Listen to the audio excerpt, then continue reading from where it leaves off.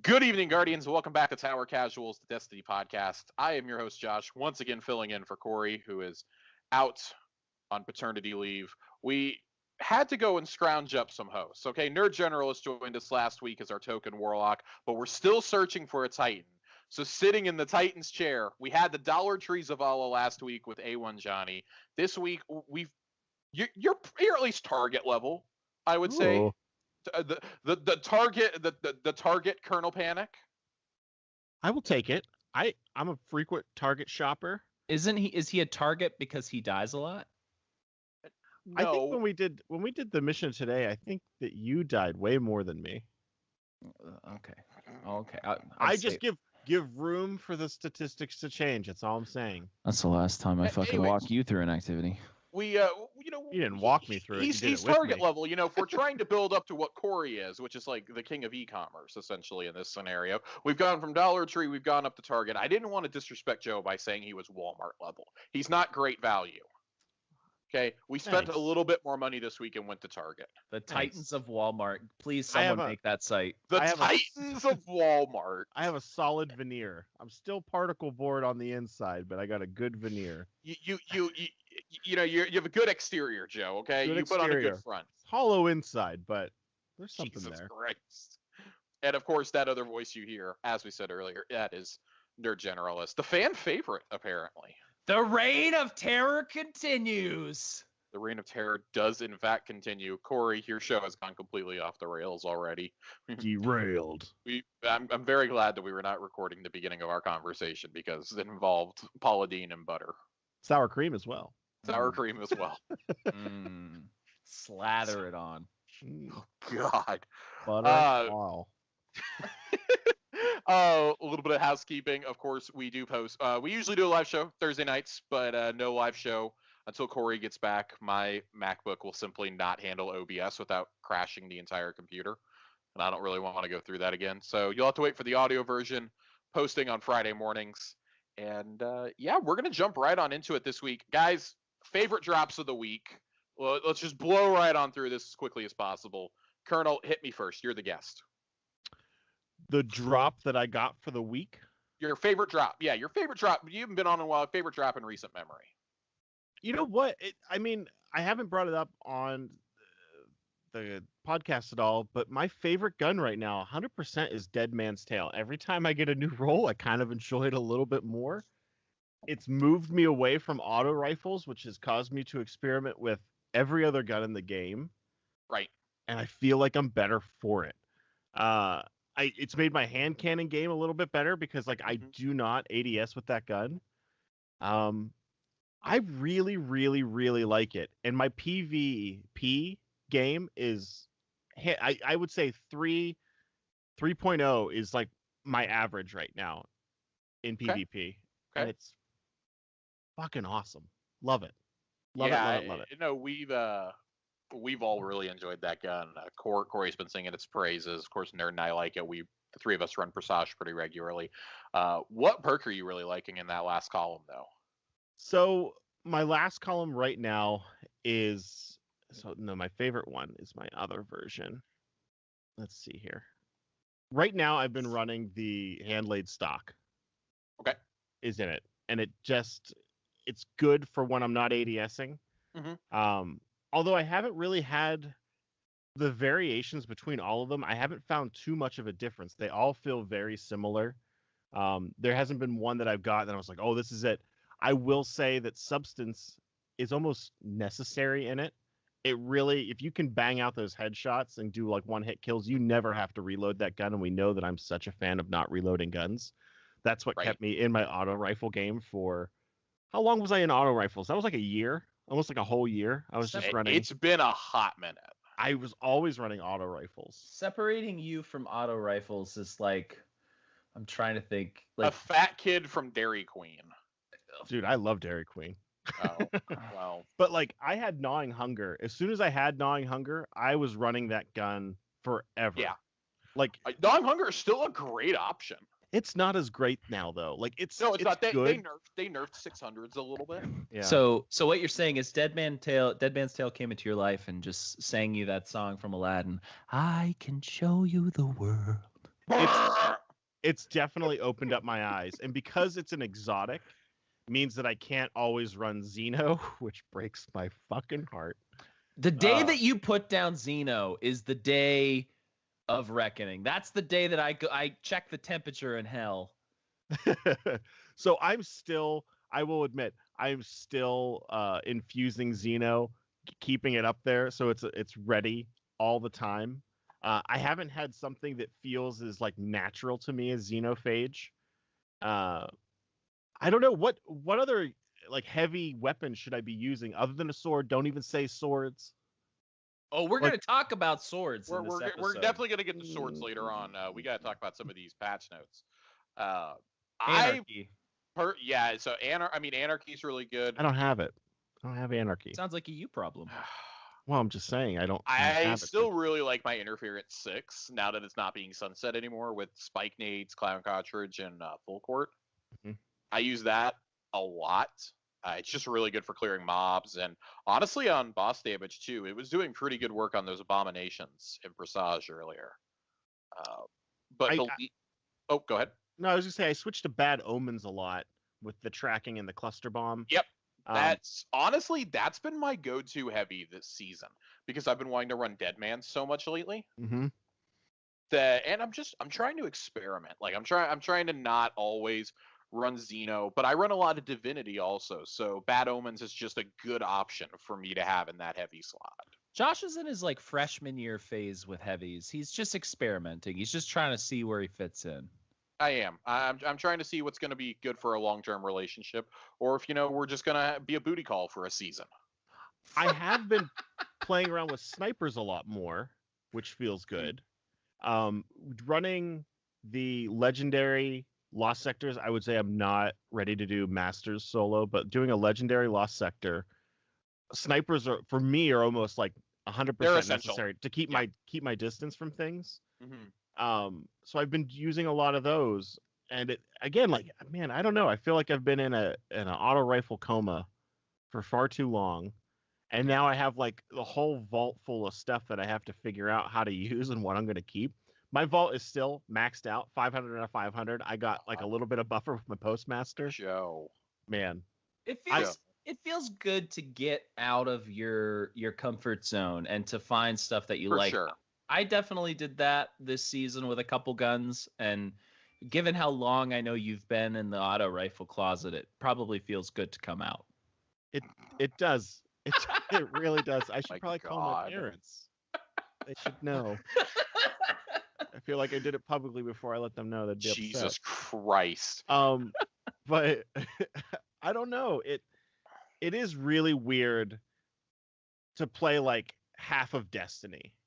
Mm-hmm. Like, because I play a lot of Destiny, but I've really only been playing about 50% of it. Like, I do all the quests and stuff, but like, I'm not doing any of the really good building or like even mods. Like, I've been messing around with mods now, and it makes a huge difference. I feel so weird about uncovering that part, and I don't know how I survived as long. I feel like I'm not a bad player, but when you start doing mods, it just opens up a whole nother part of the game. It's like you said, you're getting about half the experience. You can still have a really good time, but when you start actually making builds in this game, it just goes from like you're operating at like 60 or 70% efficiency to like you're maxing it out. Right. It is very bizarre to go in and do that because it's like I don't have fun doing that. Like I am not like the numbers guy. I'm like, oh, this will increase me by like 25% of the 2.3. Especially when I read the TWAB and I'm like, oh, they're decreasing. I'm like, yeah, okay, it's gonna not fire as far. That's cool. Like I'm not as statistically reinforced as other people are in Destiny. And I still don't have fun doing that, but I will say that like if you get into that nitty gritty, it makes the fun part more enjoyable. Like I have more fun now knowing that I can chain things together, or my super doesn't take 30 minutes to get back up, things like that. So I feel like it is a necessary thing to do. I just wish it was a little bit more accessible. I have light GG up all the time when I'm like going into my vault and deciding like, okay, I need to clear some space. I need to delete these 40 Achilleos shotguns out of here. I got to figure out which one I need to keep. I don't know. I wish I was better to keep track of that mentally, but I'm working on it. All right. Well, Nerd, do you have anything that that you've picked up lately that you like? I'll be quick about it. I'm not a big sniper guy, but I did pick up a Frozen Orbit. Not this week, but it was last week. I didn't play a ton this week. But I picked up a Frozen Orbit with Accurize, Killing Wind, and Snapshot. So it's basically similar to Adored, but with that aggressive frame. So I mean, when I want to jump into the sniper meta, that's what I usually lean on in PvP. That's mine. Okay. Yeah, I don't have any actual loot that I picked up this week. But what I do like is some stuff I got out of Eververse. I'm really digging the Celestial Armor set. I have the cloak and the chest piece currently on. I do have the arms on my legendary arms. This might be my new favorite set. I might have finally unseated the Season of the Undying armor, the what do you call it? Emfrey and Cartographer set. I might finally be taking that off, even though it's basically just the Celestial armor is kind of a reskin of that. Still really digging that, and then of course the Anarchy ornament that is up for Bright Dust this week. I had to nab that. The first time we've ever been able to make that gun look decent. I just love that. I hope that that's a tease for future SIVA stuff. Hashtag Plague Gang, right? God, dude, I'm ready for that to hurry up and be over with. I don't want to see it on my timeline for the rest of the year. I think it's only been a couple weeks, and I still have another month of having to look at these fucking posts. I think May 5th is when that releases, right? Yeah, I have opinions on that I'll share when we get to it, when it actually comes out. Well, I can't wait to hear them. Well, anyways, before we get into our main topic, which is going to be raids tonight, we are of course going to go over the TWAB really quickly. Hold on a minute. There is no way we could go over the TWAB really quickly, Josh. There is a lot here, Josh. He is taking over. There's not that much. All right, let's get into it then, Josh. Anyways, so starting at the top of it, something I would really encourage everybody to go watch is the replay of the design crew going through Presage that happened earlier this week. I think those the raid-alongs and the dungeon thons that they do are really cool. It's some interesting insight into the design process behind these. I want more of this type of stuff. I'd love for them to do like a battleground, like, what was the idea behind doing a battleground, making it the seasonal activity. I know they did one for Harbinger last season. I've watched the one for Prophecy probably 2 or 3 different times. I really like those. They have a charity initiative, Kilts for Kids, really cool emblem that you get there. It actually looks like a kilt. I might actually donate to this just for the emblem. The first of 2 big topics, Iron Banner. Some Iron Banner changes for next season. You are going to get 2 reprised weapons, a hand cannon and a sniper from year 1, along with a brand new Shoddy and a brand new LMG. The explanation that we're given, that their goals moving forward are to continue to bring year 1 weapons up to speed with random rolls, but also bringing new rewards into the fold when possible. This always depends on what resources we have for a given season, but we're looking forward to a few new banner-themed tools for your arsenal. Looking farther out, we're planning on new armor for Iron Banner. These sets won't appear for a few seasons, but we've heard your cries for some new digs. Once we have more information, we'll let you know. This is kind of an injection that I think Iron Banner needs, more than just 1 or 2 weapons a season to chase with reprised armor. We've all gotten those armor sets how many times now from the quest? I do not really like the look of Iron Banner armor recently. I use it because I was on a light level grind at the moment, which I think always happens. But like, I don't know. I just don't care for it. I agree. I think that it needs some new stuff. Every time Iron Banner comes around, I want it to be bigger than what it is. And I know that you need to hit 2 or 3 in a row to get to work out through the season. So they can't make armor that quickly. But I want it to be bigger and I want it to be more fun. And I'm really exhausted. I wish it was a bigger deal like it was in Destiny 1. Yeah. I think that's one of the few things, like, we hear people say all the time, like, oh my god, the armor and the weapons are so much better in Destiny 1. That is one of the few instances where I will agree with everybody that I do think that the armor was definitely better for Iron Banner in Destiny 1. And again, maybe it's like armor fatigue. Like, we haven't gotten a new set since the Forsaken expansions, I don't think. I think that's the last time we got new armor. It may have even been reprised then, frankly. I'm just kind of tired of seeing the same sets every couple of seasons. So, like, I think you guys are hitting on the points that I would want to make, that everything about Iron Banner just feels stale at this point. But speaking specifically about the loot that they're bringing in for sure, so these four guns that we're hearing about, it doesn't excite me. So we've already got a ton of great hand cannons in the game. Too many, in my opinion, unless this is a kinetic. If, for God's sake, if this is an energy hand cannon, I'm going to be so upset. We have too many hand cannons in the game. There's just too many good ones. Snipers, I would venture to say we have too many in the game. There's really nothing that a new sniper rifle I think is going to do to unseat some of the meta ones. Icebreaker. Sorry. Oh, well, I mean, that's a completely different story. LMGs are just in a crappy place right now. I think LMGs really need a buff before they're going to be viable. And, I mean, do we really need another shotgun? Not really. The shotgun, the only reason that I would say I'm okay with the shotgun being added is we're about to get into this, the nerfs to Felwinters and Astral Horizon. I think the door is definitely open because the 7th Seraph CQC, I think, is going to be that, and Retail Tail are probably going to be top of the line next season now for legendary shotties. Very curious to see what archetype this is. Duality is probably going to have a new prominence next season in PvP, because that's where you're using shotties at, right? Like, we're not usually running it in PvE content that much. If I were going to run a shotty in PvE, it's going to be my Ikelos. I use Heritage frequently in PvE content. Really? Yeah. I only really use it in Gambit. Heritage is such a... I don't know. I don't like slug shotties to begin with. So I'm not an overly big... Like, that first in, last out, not a really big fan. Like, I understand they have their places, especially for boss DPS once you get Anarchy and you get, like, a Divinity or a Tether down. I get it. I just personally have never cared for them. I do think Heritage is a really good shotty. Just, I don't know. But any last thoughts on Iron Banner? We did go over Iron Banner on Corey's last episode a couple weeks ago, so it's kind of nice to see a follow-up already on one of the main things we were hitting, which was we need new loot. Of course, we are waiting on the new armor, which they address here a little bit. And my biggest thing is just change it up from Control.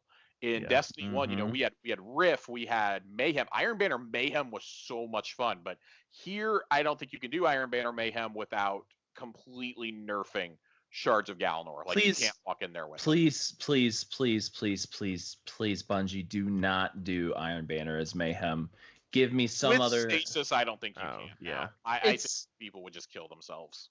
Mayhem is one of those things that I do only for specific reasons, and it should. I just would not want to play Mayhem for an entire evening. See, I feel like I'm one of the very few that actually really enjoys Mayhem, because it lets me tap into that power fantasy of being a Guardian with just, like, unlimited supers and abilities. Like, that's just so much fun to me, and it only comes around, like, once every month and a half. I enjoy that mode a lot more than I probably should, and I'm not even talking about, like, just running shards. Like, I genuinely just enjoy it. I would like it if it felt better. Yeah. And, like, you get everyone's doing the same stuff in it. I mean, I guess, like, it's not that can sum up almost all of the rotational modes outside of Control.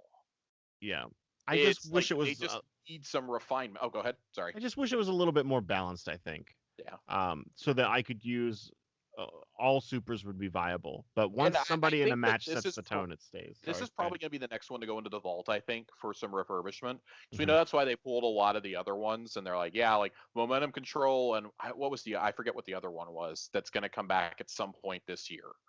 Probably next season, honestly, is when you're going to see those come back into the rotation, and maybe like Showdown and, for instance, Mayhem be taken out and come back with the Witch Queen. They know that a lot of these modes need to be worked on. Like people just aren't playing them. Like I feel like a lot of us are playing the ones this season because we have to for the seasonal challenges. But like for instance, Breakthrough, which is not in it it hasn't been in it since before Beyond Light. If you get a 4-stack and you go into Breakthrough, that is I maintain that may be the funnest Crucible mode. It is just relentless. If you have a team that all knows how to play together, it's basically Trials but holding down a point. That's essentially what it is. It's great. Yeah, I like that one a lot. Momentum Control, I'm excited to come back. I think that one is that may be the funnest. I like SWAT a lot from the Halo days. Yeah. So I'm interested to see, especially with Dead Man's Tale, because that's a Jade Rabbit dominated mode. Yeah. Dead Man's, though, you're gonna make people sniping from across the map. Do you feel that? So I remember in D1 when acquiring armor for Iron Banner used to be like such a thing, and if you had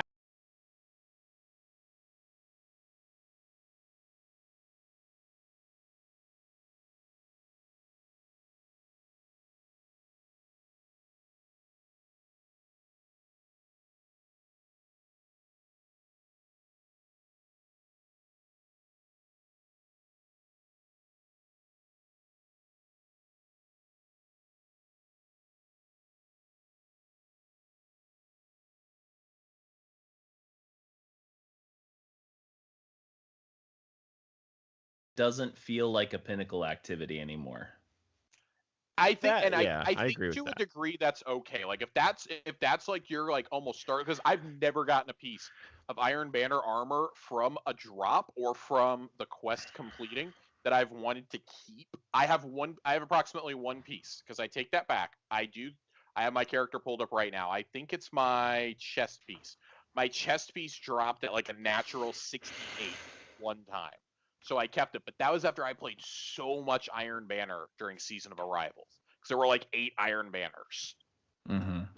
Like again, I don't think necessarily like, oh, to get good statted armor, like we have to punish the players, like they have to do something that's gonna be really hard, because that was the whole thing that I like about Iron Banner and Destiny 2 is it feels a bit more accessible. There was no comp in Destiny 1, so everybody was in there, all the tryhards, all the sweats, especially if Trials wasn't up. Like, don't go in there during the week. Like, you have to wait till Trials is up, because then all those people will be out of the playlist.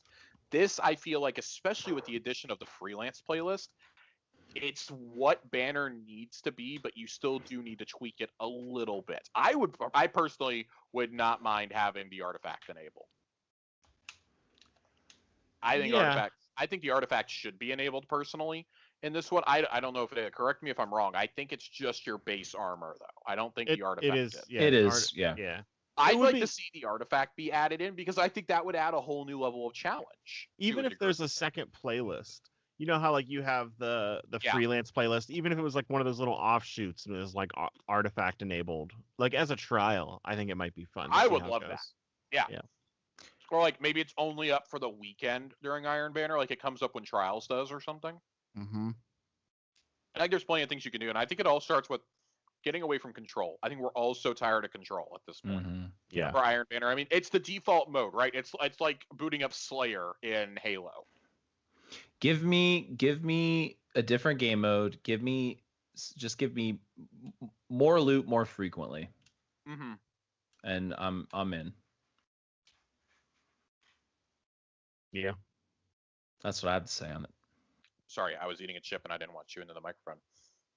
But all right, we're gonna get off Iron Banner though, because of course the big topic tonight is the Nerfs. The Nerfs coming next season. Oh, you should change your name to NerdGeneralist. Have you done that? Right. Oh, I can make that happen. So we are going to read through all of these. Normally we just kind of skim them over, but these aren't full patch notes. We do think it's important to talk about a good amount of these. First off, aggressive. These are for different weapon frames. In this section, aggressive 120 RPM hand cannons are going to be reined in just a little bit. They will now have damage and aim assist fall off difference reduced by 2 and 4 meters based on the range stat, and halves the range buff that they received in Beyond Light. So they won't be as dominant as they are now, but they will still be better than they were in Season of Arrivals when they were just dog shit. Well, that was always the biggest discrepancy between 120s and 140s. 120s were basically just outclassing every other hand cannon frame because of the range you can hit people at. I mean, you'd be hard pressed to go into any mode of Crucible and not see at least half the enemy team using a hand cannon. They are on par with like a scout rifle. Yeah, most of the time. And they've dumped so many 120 RPM hand cannons, and that's basically all people want to use now because there's like 8 different options. I mean, why would you want to use anything else in reality? Right. But I mean, like you've got steady hand, igneous hammer, like those are probably the 2 big ones right now. I would say. Bottom dollar. Bottom dollar. If you can get bottom dollar to drop. I got one the other. I think one's in my postmaster right now. They made it a little bit easier, but yeah, I mean this opens up the door for the hand cannon meta to open up a little bit, and then once you include 140s in the meta, if you can get 140s into the meta, it opens up a substantial amount. We've got Hawk Moon, we've got I'm blanking on all the other ones right now. But yeah, hand cannons. I think that needed to happen. For me, reducing this opens the door for several other weapon types to shine a little bit more in the Crucible. Namely, sidearms kind of get back to what they were pre-Beyond. Like, sidearms are good, but they get outclassed every time by a 120. Every time. Yeah. Mm-hmm. And I quite like using sidearms. I ran Last Hope for about 8 months straight there. I'm like Joe with his falling guillotine, or not falling guillotine. Gnawing Hunger. Gnawing Hunger, whatever. It was something with a G. With his Gnawing Hunger, that's how it was with Last Hope and with Fool's Remedy there for a while. I think it opens the door for sidearms and fusions, though, to be good again in PvP. And maybe not to the level that Aaron's Hill was, but I'm excited for something other than fucking hand cannons to be getting used. And of course, we're going to talk about those crispy shotgun nerfs. We're getting there. We're going to keep teasing and hyping it up because we're so excited. Vortex frame swords.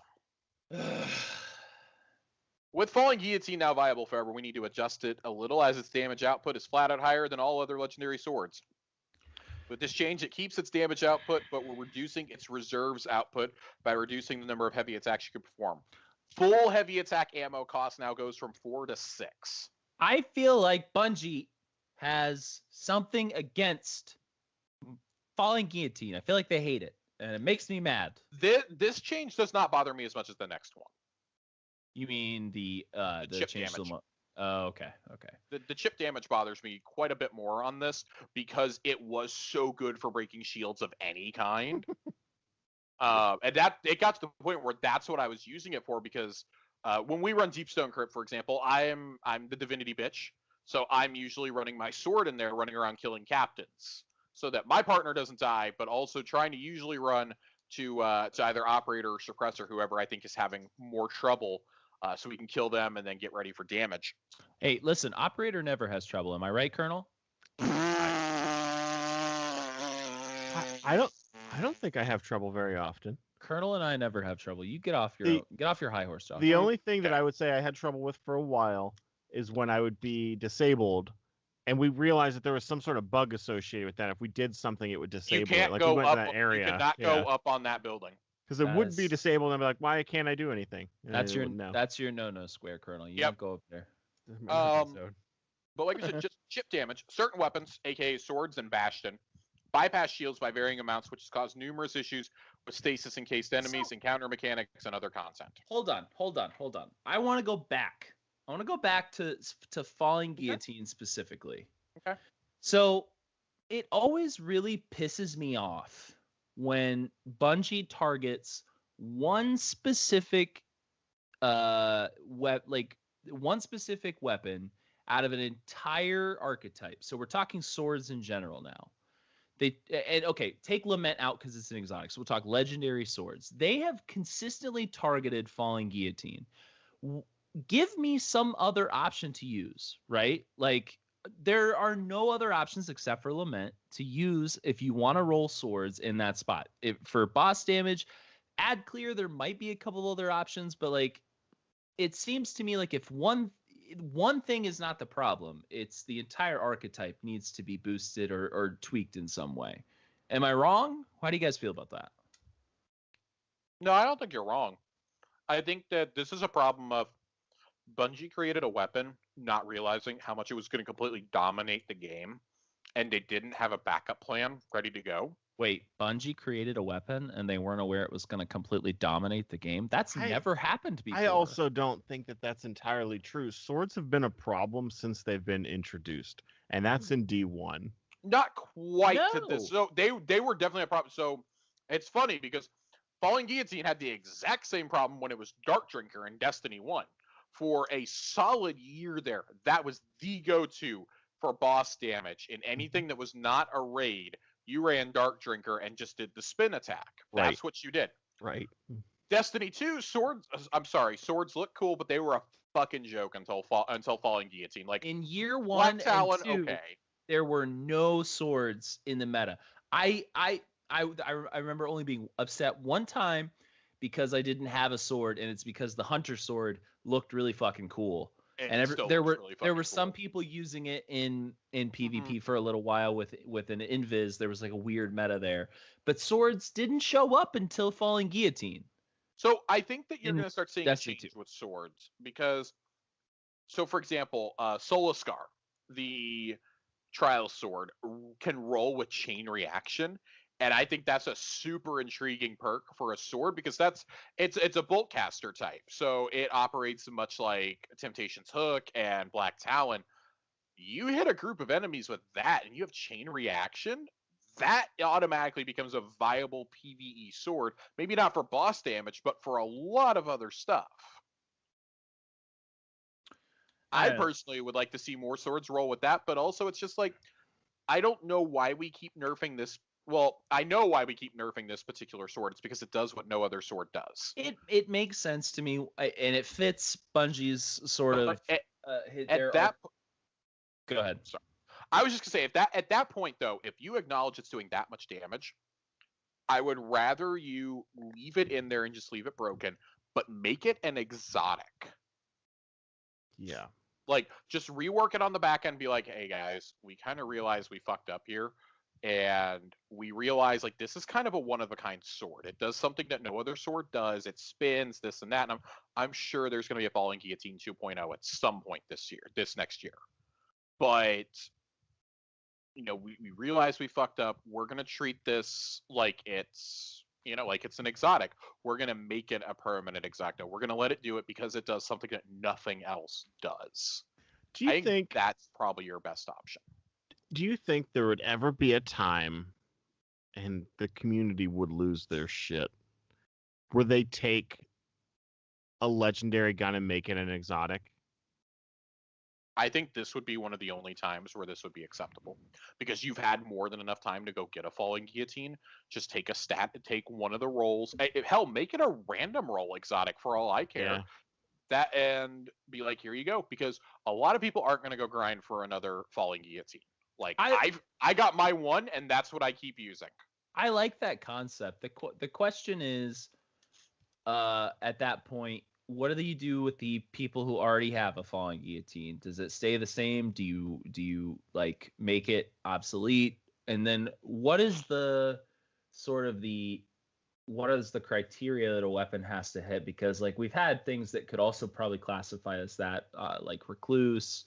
Well, and so Mountaintop.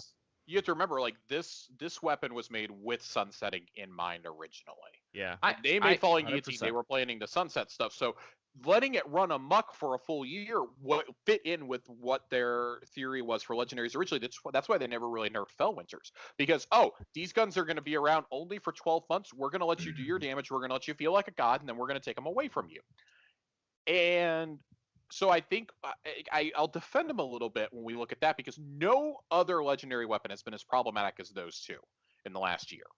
Mm-hmm. Like, by and large. I think that the difference between, and I thought we went into this when like Witherhoard came out, is that I think exotic should have something that is not a stat buff or a stat bar. Mm-hmm. And that's what I mean, like Recluse was, I mean, as good as it was, I mean, the real reason, it was a good roll and with like the right stats for that type of gun. It did have a unique perk though. It did. But I don't know. It doesn't feel like it to me. It doesn't feel the same. It still kind of felt like an SMG to me. Joe, you also gotta remember when all of us were getting Recluse, that was after like 4 nerfs. That's the true. main problem with That's Recluse true. was on PC when it was a fucking trace rifle. And we were also playing on Xbox, which was still running at 30 at the time. Yep. And that's a huge difference for across the board when you're shooting anything in this game. Like I played for a little bit on PC today. I was helping introduce a friend to Destiny, and I like deleted a character and created a new one. We should fucking talk about that, by the way, because I played like the first like intro missions. It's terrible, isn't it? Oh, it's really, really, really. Like the whole time I'm like apologizing. I'm like, the game's not this. The game is much better than this. You should keep playing. Like it was just like the game is all Shahan. It's all like, Shahan. It took like over an hour to get to the point where it's just like we can ride a sparrow. Yeah, it was bad. It's pretty rough. But I don't know. I feel like maybe it would be different if we got it earlier, pre-buffs, and if we played on something that had some higher FPS, it might have also felt different. But when I started playing with it, I'm like, yeah, it's good, but it didn't feel like that good. I do agree with what you're saying there. I do agree that and they were in a pattern for a long time that all of like I feel like beginning of last year, all the exotics that they were coming out with did feel different and unique in some capacity. Had like a really crazy thing. Yeah. I'm on board. Yeah. So yeah, that's just kind of, I think that's kind of our gripe across the board with swords. We talked about chip damage during all this. Let's talk about perks. Okay. Because I'm fine with I'm fine with all these changes, actually. I think the quick draw nerf is my absolute favorite thing that I've seen in a TWAB in quite some time. This perk is intended to provide faster swap speed, but it also passively buffs handling by 100. This completely negates the downside of using low handling weapons such as aggressive shotguns, sniper rifles, and hand cannons, which is not something we want to encourage. These weapons should have downsides, and working around those completely via perk isn't healthy. We don't think allowing a fast swap to the shotgun subfamily with the highest one-hit kill range is great either. The handling bonus is now removed 1 second after switching to this weapon or upon aiming down sights, and they will be replacing. Now, this is the part where the community, I think, largely is going to embrace this, but you're going to have a whole bunch of really, really loud people on Reddit and on Twitter being really mad about this. This almost goes hand in hand with Joe's thing of how would you feel about what would the community's reaction be if you took a legendary made in an exotic? Replaced quick draw with surplus on new and existing drops of Felwinters and Astral Horizon.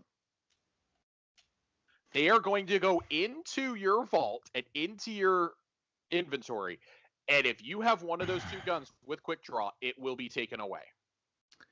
The way you say that makes it sound very sneaky. But it's technically their vault. It is. Okay. That came off way more like 4chan conspiracy than I wanted. It sounded a lot like they're gonna put you two on your iPod. Sorry, I watched 6 episodes of Into the Store on HBO. I'm knees deep in conspiracy theories right now. Bungie's gonna go to our vault and take our guns into your computer. You would steal a TV.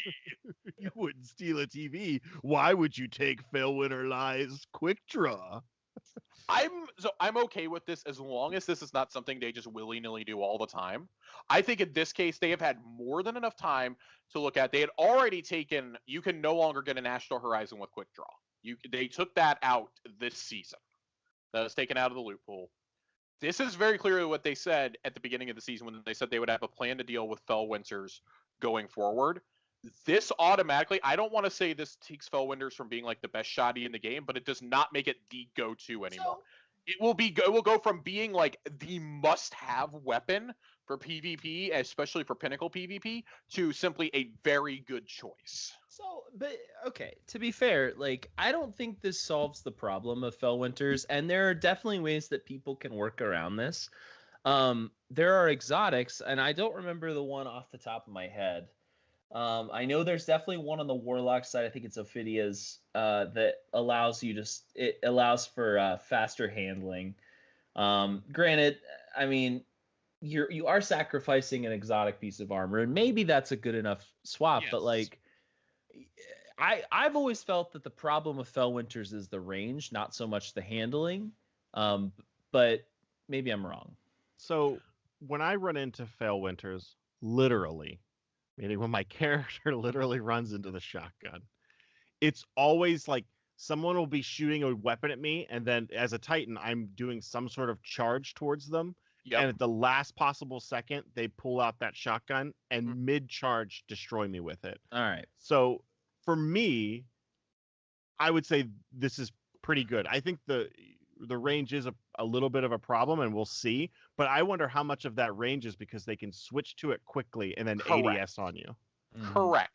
That's kind of my take on this as well. Like, I want to see how it is in action before I make any rush judgments of, oh my god, this is the best thing that's ever happened, or oh my god, they didn't do enough. I want to see how it plays because, like we were saying, there are going to be other options that will now be on par with a nerfed Felwinters. Well, we will find out tomorrow in trials whether or not this was a viable. We will not. Fix. This does not take effect until next season. Oh, really? This is all for season 14. Yeah. Yeah, they are previewing stuff a couple weeks out. So this will not take place until May 11th, I think is when the new season goes live. May 10th or May 11th, whatever that Tuesday is. Well, that's sad.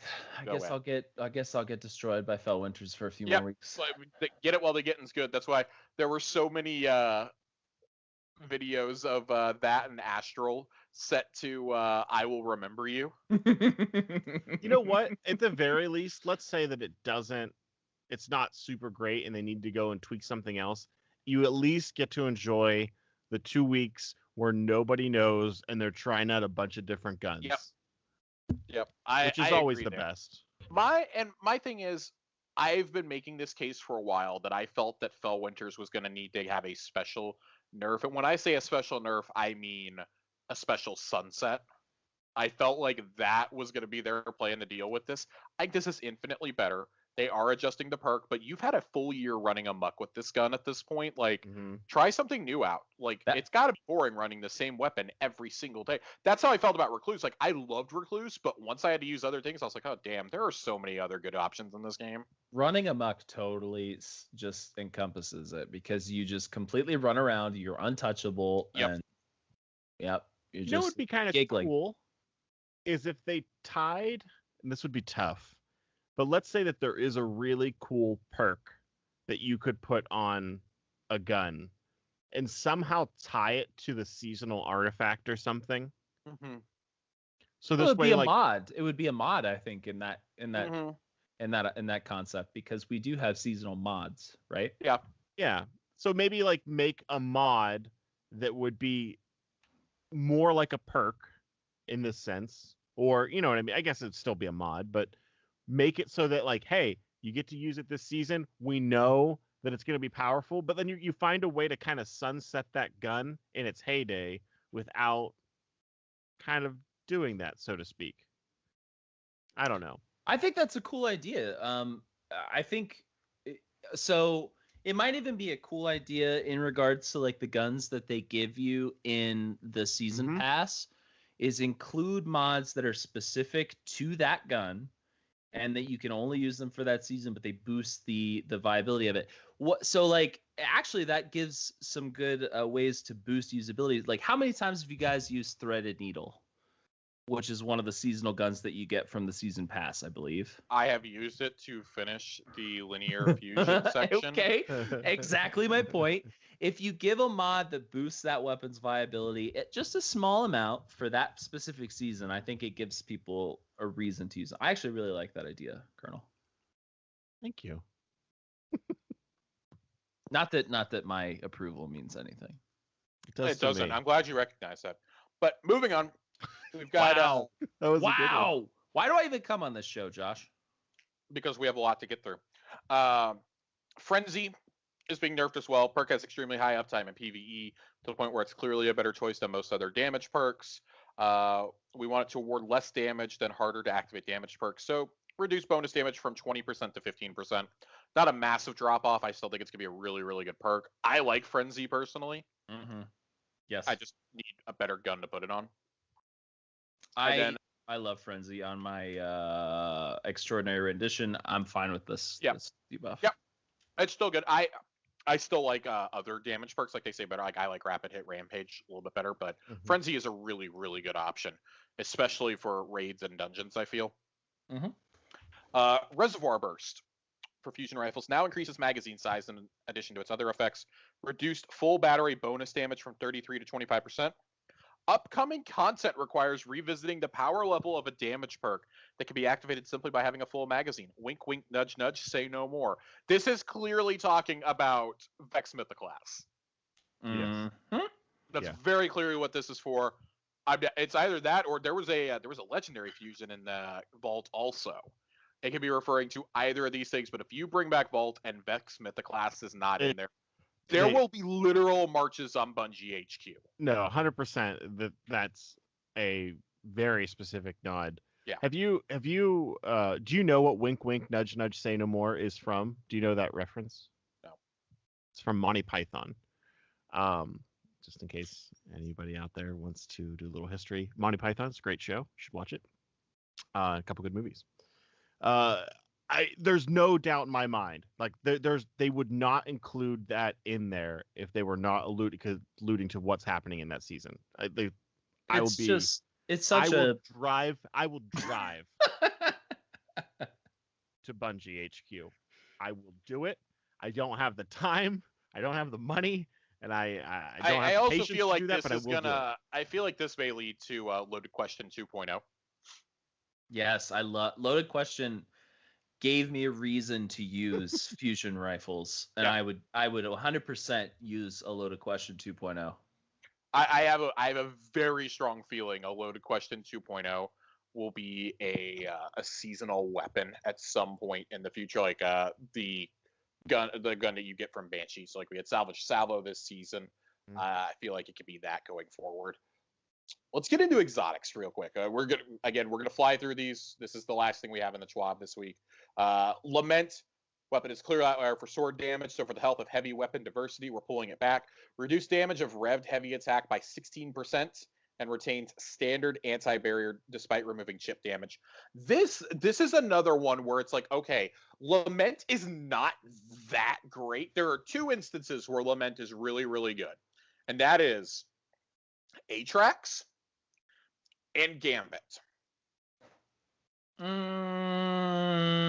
Disagree. I love to use it in the Lost Sectors. Fuck you. The Legendary or the Legend and Master Lost Sectors. I can see that. Do I use it in every single one? No. If I'm running a Master Lost Sector where I can be a little bit... Wait, Master is the lower tier, right? No, Legendary. Legend, sorry. My bad. If I'm running the lower tier one, the 1300 model, I would where I can be a little more aggressive, I'll use Lament. Fair enough. I've just personally never used it in anything other than those two because it didn't go well for me when I tried to. It didn't go well for me. I think that was your recommendation, is to use a sword when I first started trying those Lost Sectors, and I just got demolished every time. I do like using it on the first boss in Prophecy. I like to use it. It's not the size of your sword; it's how you use it. Disagree. Bungie doesn't want you to use your sword at all. Keep your sword in your pants. Keep your sword in its sheath. Then Bastion. Bastion gets something else instead since we're removing chip damage. We've noticed increased feedback on it, higher than normal usage in PvP. So it will intrinsically stagger unstoppable champions and increase spread angle by 13%.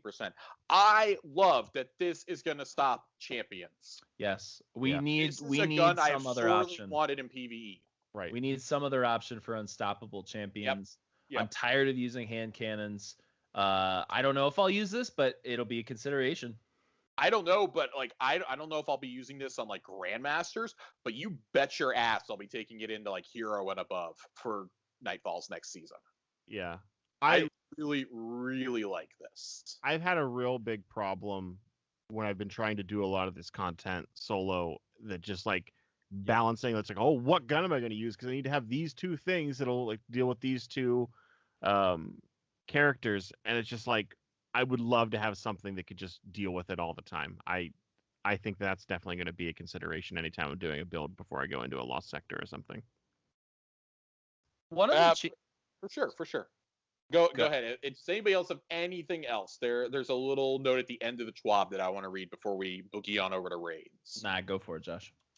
So they addressed that they're going to talk about perks in a future or buffs in a future TWAB, probably closer to the actual season beginning.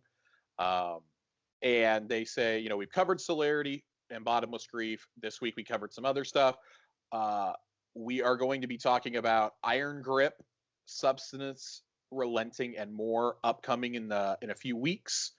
And yeah, they're reminding that Transmog is on the way. Guardian Games is going to be on us here in about 2 weeks, and Vault of Glass is increasingly close. Woo!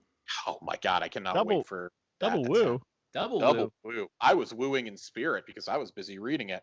The only other thing I would mention from here is if you're doing the seasonal challenges, if you're keeping up with those, one of the ones for this week, Suited for Combat, asks players to defeat targets anywhere in the system wearing a full set of armor, but it does not clarify it has to be with the season pass armor. Yeah, found that out. You have to wear the dildo armor. Wow. Yeah. Wow.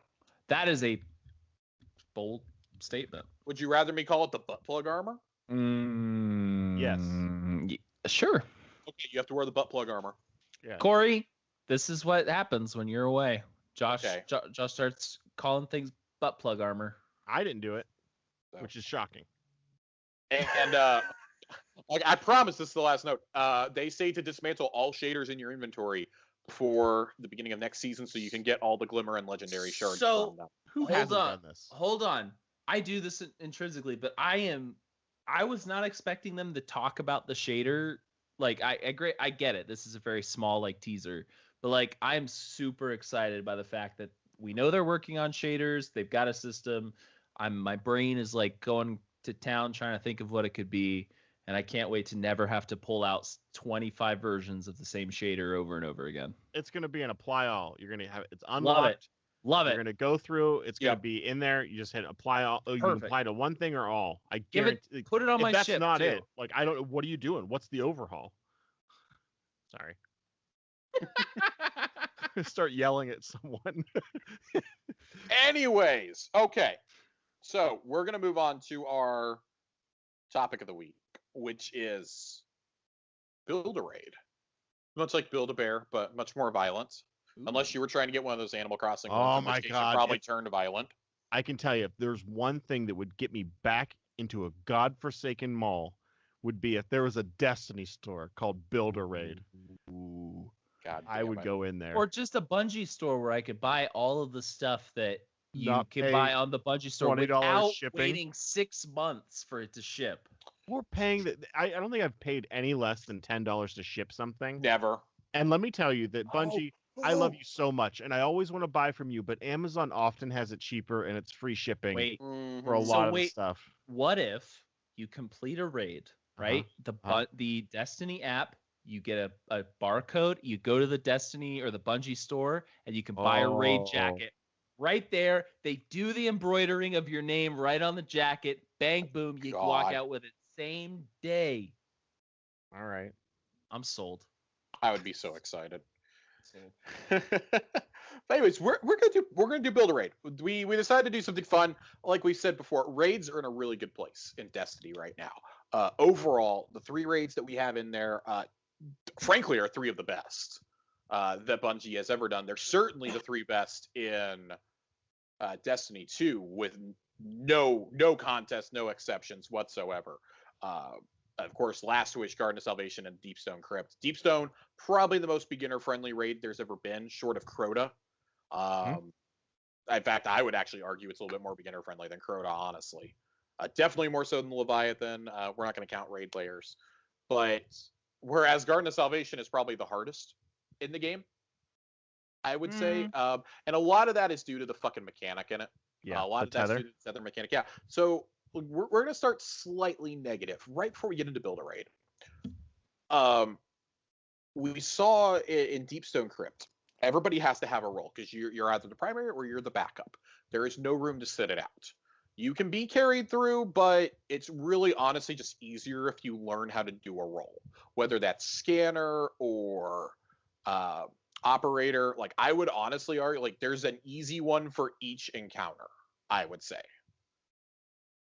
to do like, especially when you get to the final two encounters. Like suppressor is probably the one with the most pressure on it. In all frankness, Yes. that is not the one you hand to a beginner, but you can absolutely give them operator and say shoot the giant fucking bubble. Well, what I like about Deepstone specifically and those things, and it's a pro and a con, is that each encounter, each role has like a more strenuous task. Like in the first encounter, operator definitely has the hardest task because they have to go down, they have to remember positions. But then throughout the rest of the raid, operator's easy. Suppressor has a couple encounters where it's tough. Like I don't know, it's a good and a bad point.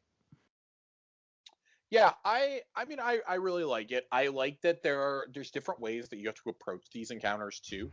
Like the third encounter is almost entirely just everybody does their job right and bada bing bada boom, you're done. You don't have to bother shooting the boss. You're doing ad control and you're dunking a couple balls. The boss is easy in theory, but if you fuck up once, you're gonna wipe. Yeah. And I really like that because it feels like a return to the Destiny 1 way of doing things in a lot of ways. It feels very reminiscent of King's Fall in the way that if your runner sucks, you're done. That's it. So this, I feel like right now is probably the last point in time in Destiny where we can really see sort of like the old pattern of Bungie's raid design versus the new pattern. Like in Last Wish, a lot of the encounters, unfortunately, are still very much in the old mentality of like, all right, you do a couple things and then everybody groups up, you sit in one spot, you damage the boss. Yes. Whereas, something like Deepstone Crypt isn't anywhere like that. So once Last Wish goes away, I would argue once Garden goes away. Garden very much does that. Yes. I haven't done any Garden completion. So so once those two raids go away, people who are getting into the raid game aren't going to know what that sort of raid design was like. And I think that's cool. But like now I think is a really good time for people to get into raiding because you can see where we started with raid design and where we're going. I like how Deepstone specifically, and I would argue that even a lot of these exotic quests do a really good job, is really telegraphing what you need to learn. And they even do a cool thing now where they'll use that to like trick you sometimes. They're like, oh, you think it's going to be this because we told you this was this, but this time it's not that. But like, I love that part about it. That it's like, hey, and at the end is like, you got to use everything that you've learned. It's very much like a good after school movie in that respect. But I feel like that's something that they have been perfecting in raids, and they're getting really good at that right now. Well, yeah, and I like that you say that because that's very much what happens in Garden. And then they do the same thing, but albeit about a third as difficult in Deepstone Crypt. Yeah. I think it's fine if you increase the difficulty going up from here. I would like to see something a little bit more challenging than Deepstone, but if you run anything a dozen times, you're going to get it down pat. Our first few runs, even outside of contest mode, were still a challenge. Yeah, it is a challenge until you get it down, and then you're like, oh my god, I can do this at the back of my head. Like now, it's funny because the Sparrow race takes us like almost as long as the first two encounters together. I think. Like the first encounter, we destroy the first encounter now. We blow through that. And Vault, we pretty much know what we're getting with Vault. So I think with that and with Deepstone, you have your two there that are going to kind of be your starter raids, probably for the rest of Destiny 2's lifespan. I don't see them sunsetting those two particular raids. I don't think any raid is getting sunset this next year. I do think that Last Wish will be on the docket once Lightfall comes out, though. I do think that's when you're going to see that go away. I don't think you can take that away with the story of Savathûn coming presumably to a close in the Witch Queen. And same with Garden. I don't know if Garden can go away, period, because of its connection to the darkness.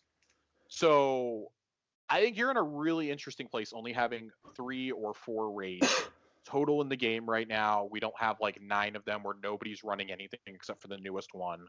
I think that's a pretty healthy place to be in. Something I want to highlight, though.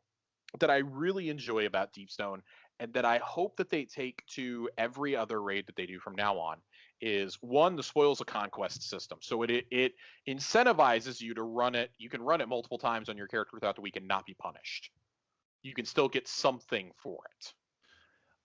I would even say that the Spoils of Conquest system should be expanded into every end game activity. So, and that's the other thing I was going to get at. I mentioned this during our trials discussion last week, that I'd like to be able to spend my spoils at Saint, because eventually I'm going to max out on spoils. I'm going to have everything I want raid, and I would even argue it's almost more beneficial to run the raid once a week on your main character, and then just keep running on your main character to get those spoils up. Once you get everything, that is. I think once you have every weapon.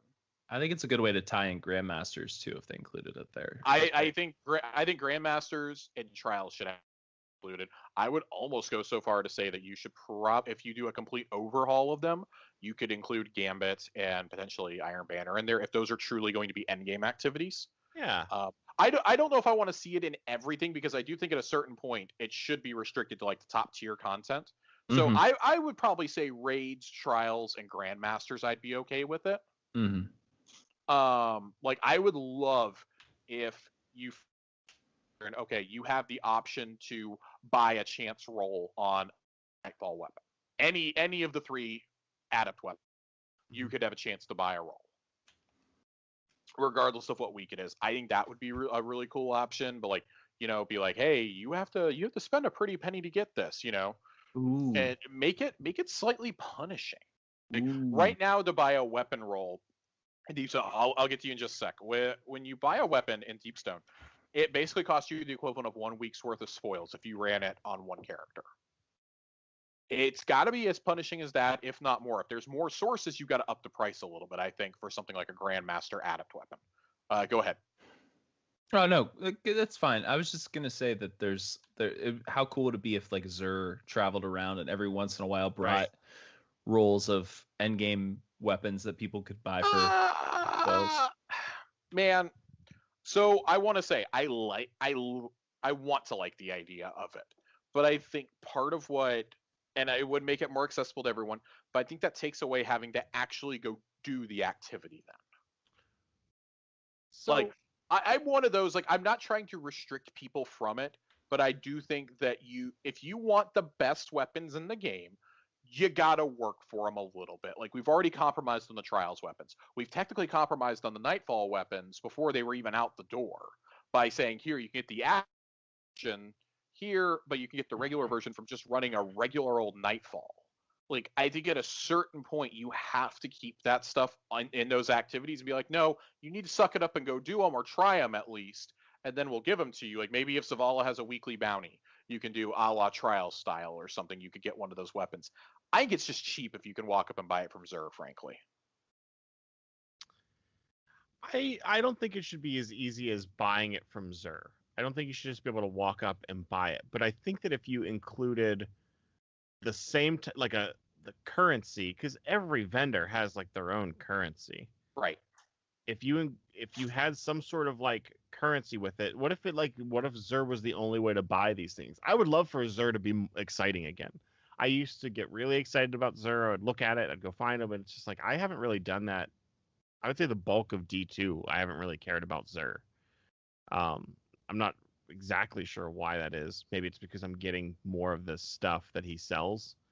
But I feel like there'd be a way to include him in it. But I agree. I don't think it should just be easy. You shouldn't be able to buy it with like regular money, so to speak. Yeah. And I also don't want to include a new currency in the game. No. So my idea behind this would be like Xur comes around with like anywhere from like 1 to 3 end game weapons. Like one weapon, like it could be like a trustee or a commemoration. Only one from a specific raid or a specific end game activity, and it does cost you those spoils of conquest, which are the end game activity, but it gives you the option to buy them or take a chance at rolling on those without having to necessarily do that activity. Like, let's say you've done Deepstone Crypt 100 times, and you don't want to run it that week, but you know Xur's coming, he could have that specific weapon available. It gives you a chance to get it without necessarily having to put in that effort, but yet you're spending currency that you did put in the effort for.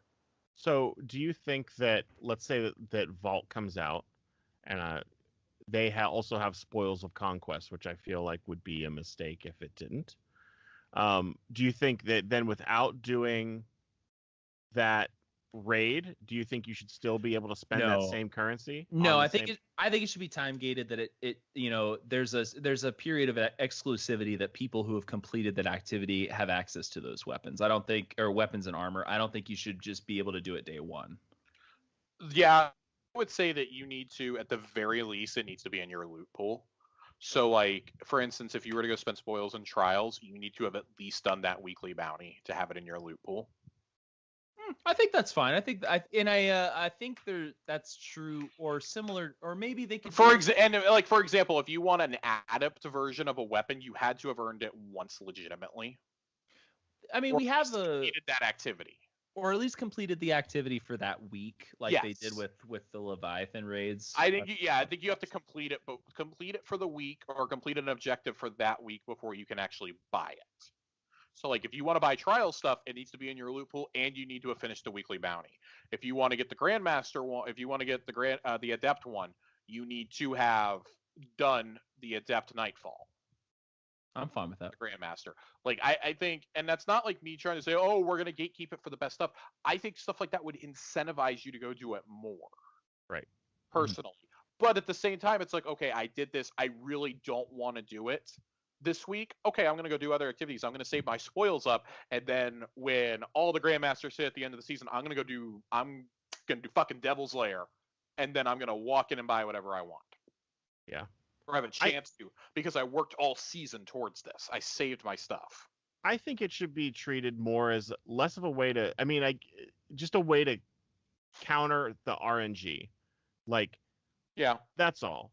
Like, like I keep playing and I keep getting a shitty roll. Give me a chance to get another roll without having to put in too much work.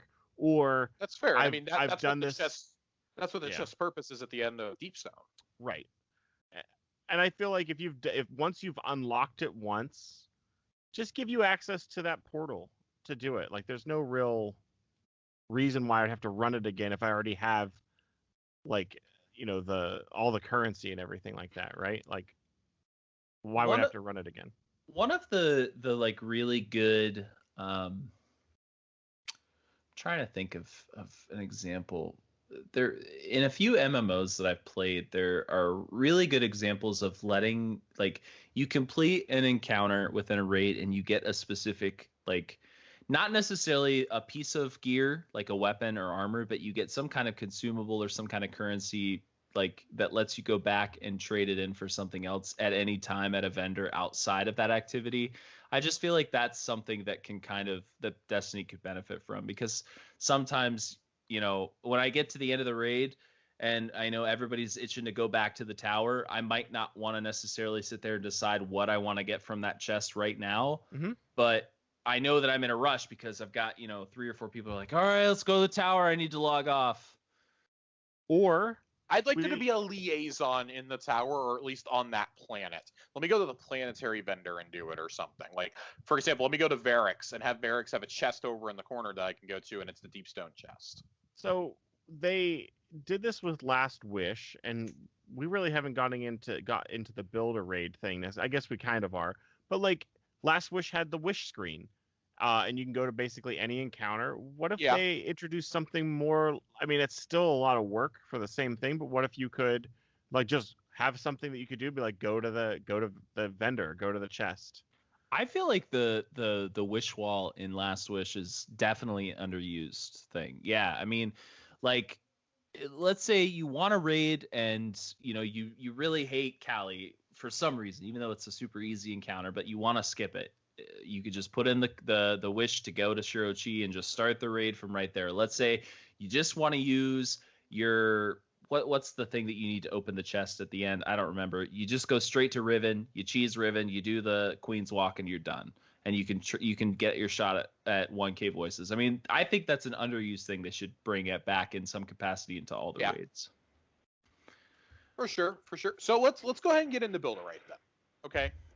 So what do we want to do? Do we want to decide let's do 4 things. Let's try and keep this like semi-brief, but 4 things we'd like to see ideally in a raid. Things I will say you cannot put in there. We've already discussed it ad nauseum. chest and Spoils of Conquest, that's a given. So I got one that I feel like we should all at least say our pick. What enemy type? Ooh. For me, it's Vex. Me too.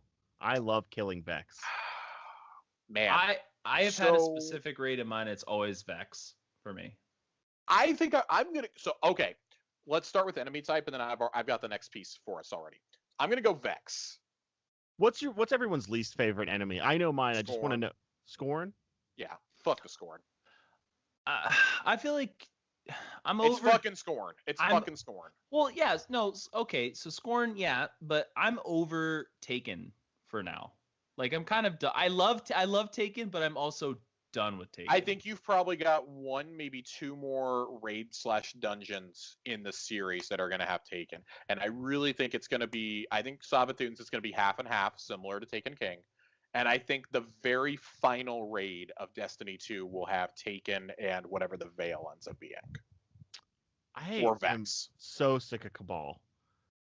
Really? I am sick of fighting We Cabal. haven't had a good Cabal raid in ever. One of your favorite raids. You loved Leviathan, didn't you, Colonel?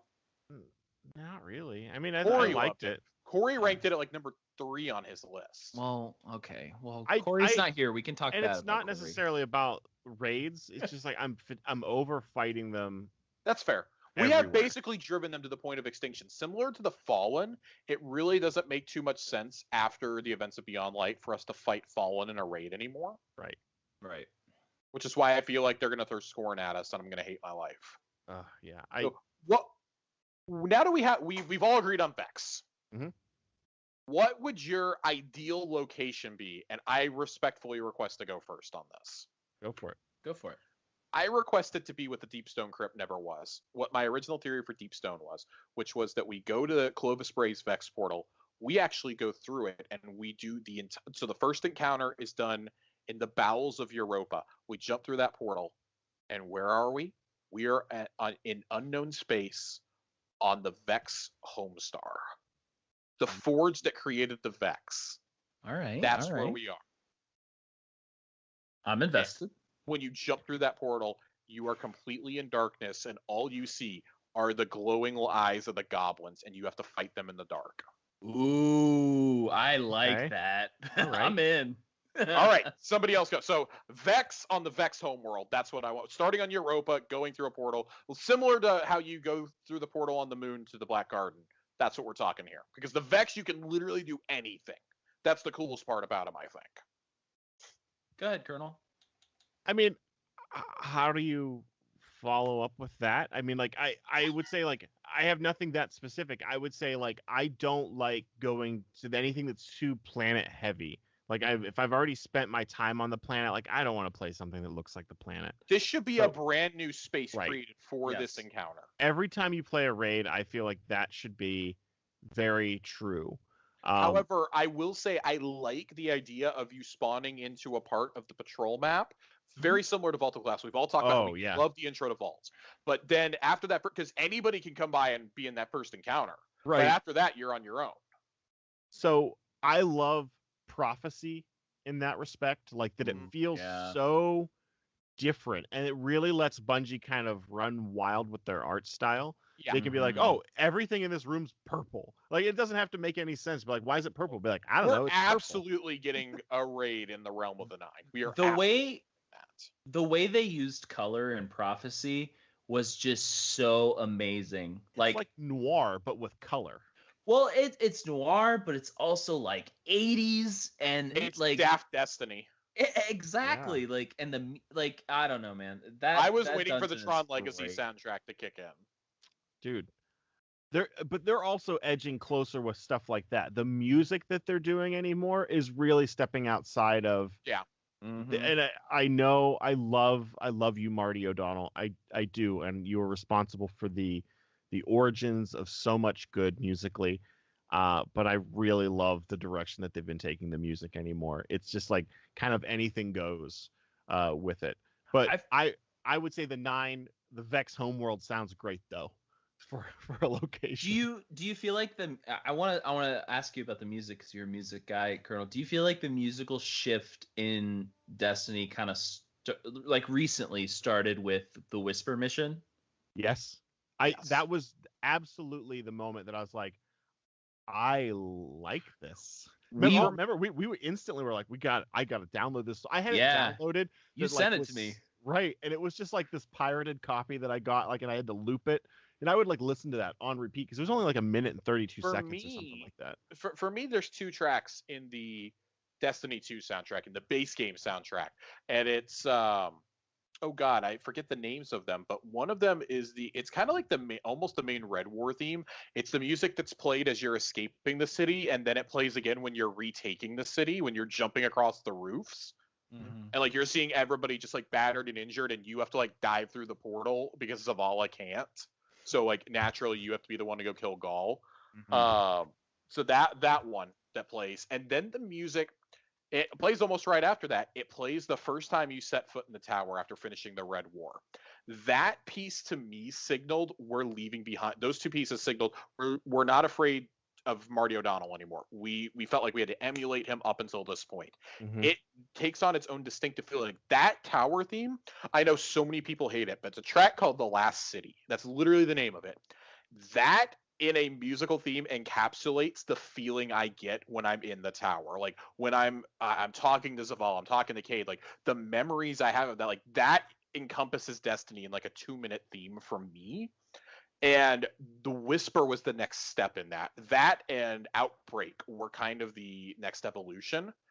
Holy shit, Forsaken, Shadowkeep, and Beyond Light are on another level. Right. Like, yeah, they are clearly not afraid to take musical chances anymore. They brought in a whole new group of people to do music with the main composer, and the cool thing is, I think it's Michael Salvatore who does the music. Yep. Mm-hmm. He was Marty's apprentice, like his partner, all the way back to the original Halo. So it's really cool to see him be like, okay, I'm going to leave behind what I've done for like 15, 20 years, and I'm going to do my own thing. And it's created a legacy of its own now. Like one of the most endearing parts of Destiny, beyond the lore and the overly exceptional gunplay, is the music. That's the next, I would say that's probably the most iconic thing behind the lore. Well, and they've worked it into the lore. I mean, think about Savathun's song and the menu. Savathun's song is going to have a big payoff, we hope. The menu music, I mean, they've worked it into the lore. I think them tying that in there was such a good move. Absolutely. So did we all say where we want the raid to be based? No. Nerd did not. I did not go. Hit me. So I put a lot of thought into this, and I won't go on it too long. But, okay, so we've said it's Vex. Josh, I'm with you. I think you go through some kind of Vex gate to start the encounter, some kind of portal. For me, you end up in this. I really liked the concept of the infinite forest where you could kind of like go back and look at the simulations that the Vex are working on. For me, they're trying to build this giant clock tower. And the clock tower that they're building is they're trying to like somehow manipulate time on a permanent basis. They're trying to like set back time or move forward time, somehow manipulate time on a permanent basis. So the first encounter would be in this big battlefield that you're trying to work your way up to this giant clock tower that's looming in the distance. Maybe there's a big storm. You can't see half of it. You finally get there after you battle on this battlefield all the way to the clock tower. Inside, I want there to be like a jumping puzzle where you have to work through like almost cogs or gears inside of a clock. So like the jumping puzzle is kind of moving around you. And then the final encounter for me is like the clock face. And you're sort of like on this moving platform where the arms of the clock are moving around to different times, and different times you have to do different things. There's different mechanics. Maybe a boss comes out at certain points, but the whole thing revolves around this giant clock tower that the Vex are building to manipulate time. I like that. I like the idea because that literally opens the door to you to fight all 3 versions of the Vex, of the past, the present, and the future Vex that we've seen. So that would be fun. Yeah. I like that a lot. I'm glad you guys like it. I like that a lot. So the next part of any raid, I feel, is like, what is your opening encounter? There's always a memorable opening, whether it's jumping down into the pits of the moon and having to do the lantern race, having to drive the sparrows and the pikes in Deep Stone, running through the Leviathan for the first time. There's always a memorable entrance. What is your ideal entrance? Nerd, I'm going to have you go first on this one. Okay. So I talked about how in my ideal raid, in this setting, I'm going to go with the same thing. So we've sort of created that with the battlegrounds this season. I'm really glad they did that, because for me, like a raid, like we've always done these like really surgical strikes with raids where like you get sort of teleported right to the entrance, or with strikes you're like inside the ship that you're trying to conquer.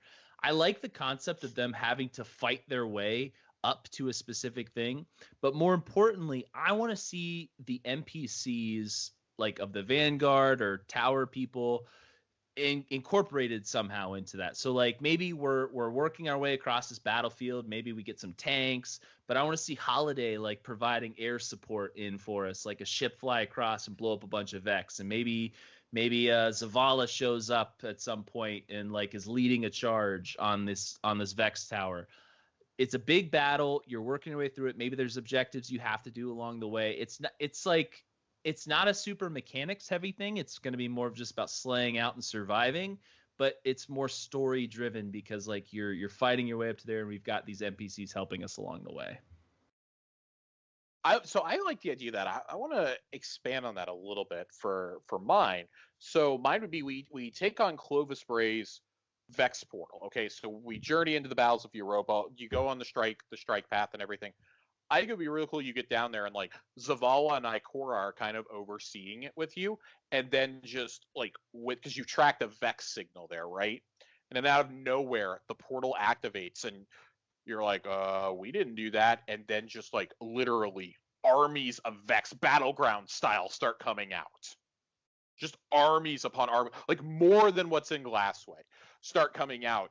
And you see Ikora popping off Nova bombs. You see Crow golden gunning things. You see Zavala throwing up bubbles for you when you don't ask him to. When you're about to fire your super off, you get all these ridiculous things. Give me Saladin with a giant hammer. Bring in the whole motherfucking Vanguard to help us wipe these out. And then like this big boss comes out that it's saying immune. And you have to like almost strategically make your way up, because he's not shooting you directly, but he has like pulsating attacks. You have to like hide behind the mountains of Vex that you've been killing.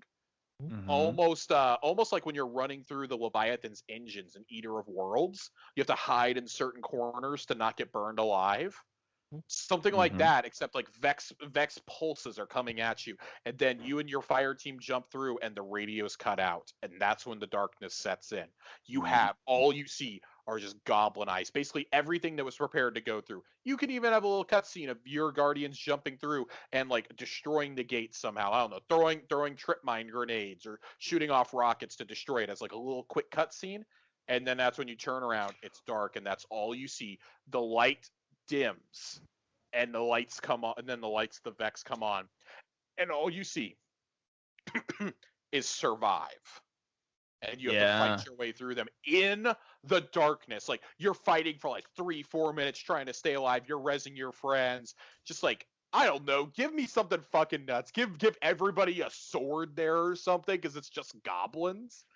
And then, like, you see a little light, like, you see Ghost floating over in the corner, Guardian, this way. And he's, like, illuminated a path, and you realize there is no way you are killing all of these. And you're just, Helm's Deep style, you're running for the keep.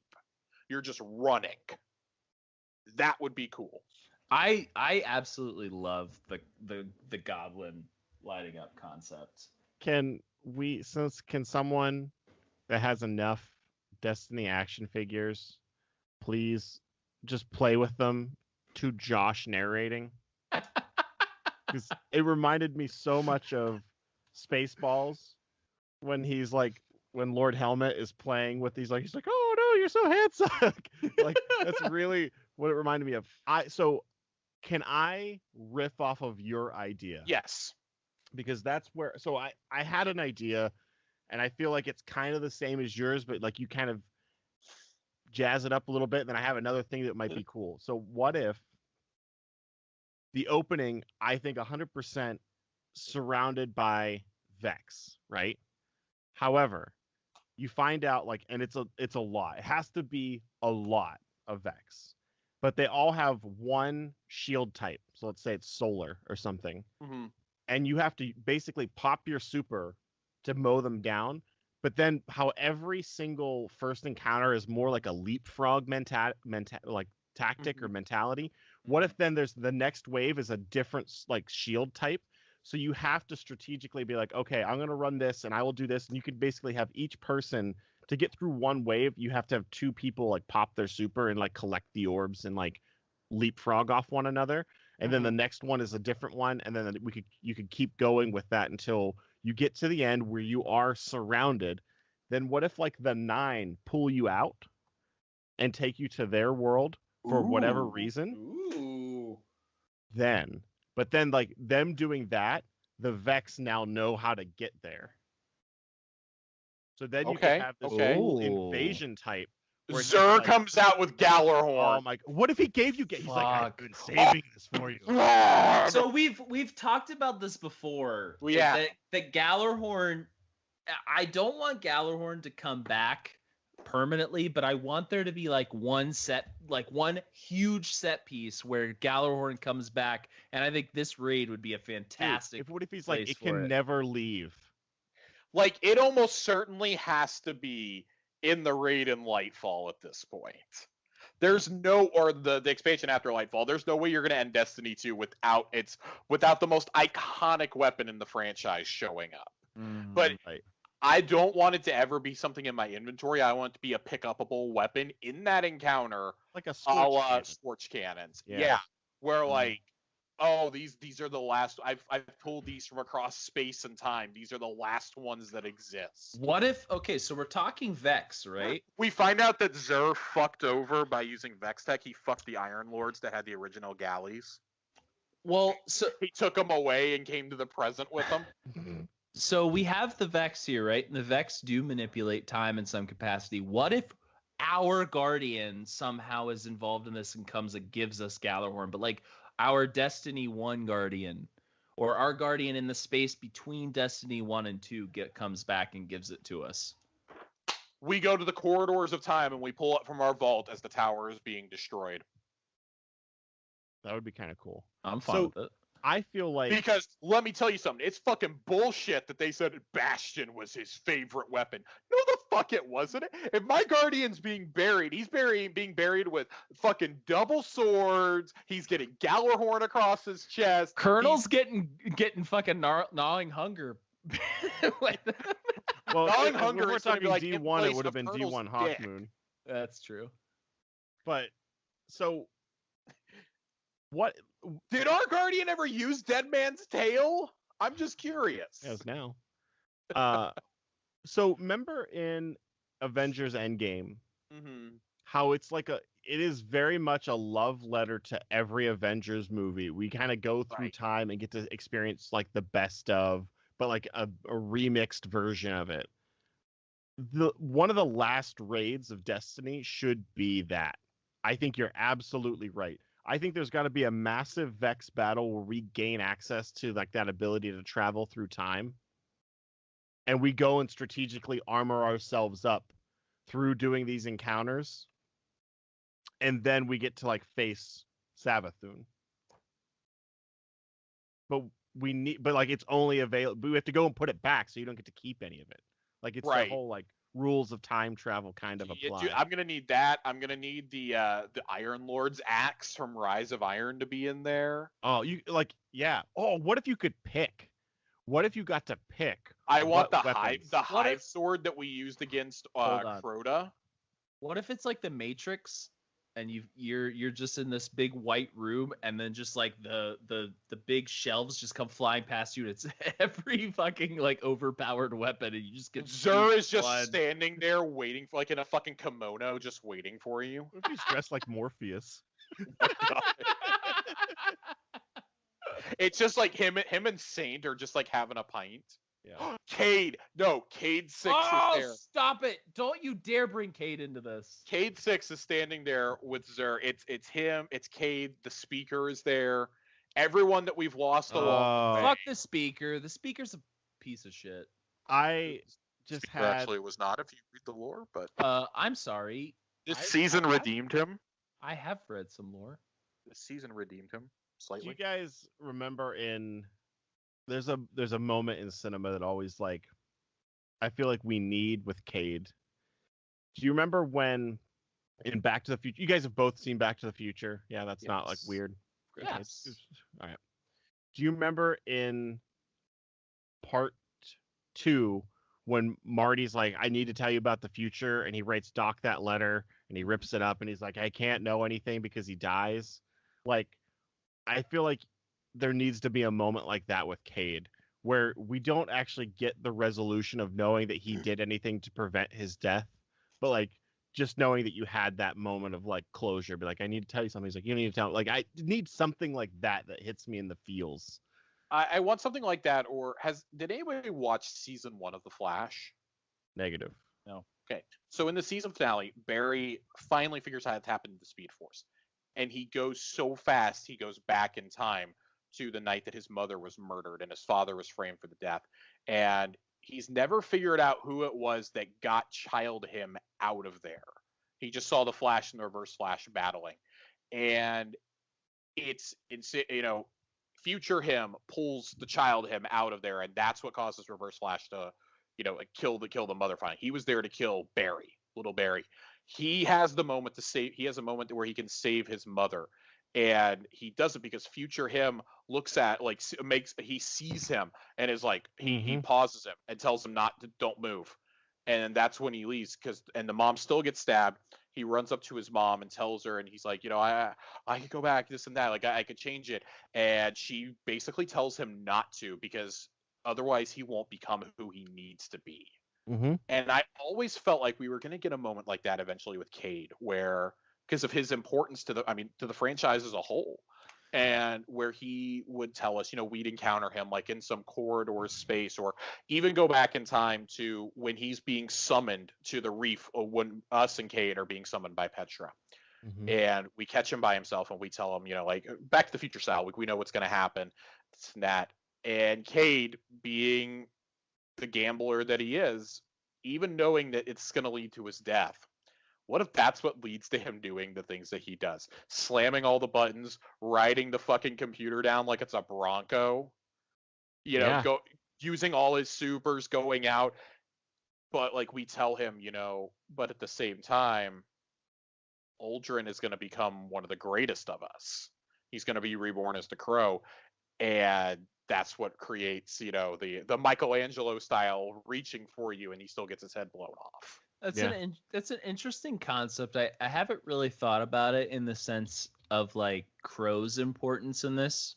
I think if we're just going for the all out like Avengers Endgame, Crow has to be part of it. He's the only one who's directly heard from the speaker or from the Traveler, other than us and the previous speaker in his final moments. Well, I mean, and he's also had a pretty huge effect. I mean, he essentially saved Zavala's life. I mean, not essentially, he did. He flat out saved Zavala's life. Yeah.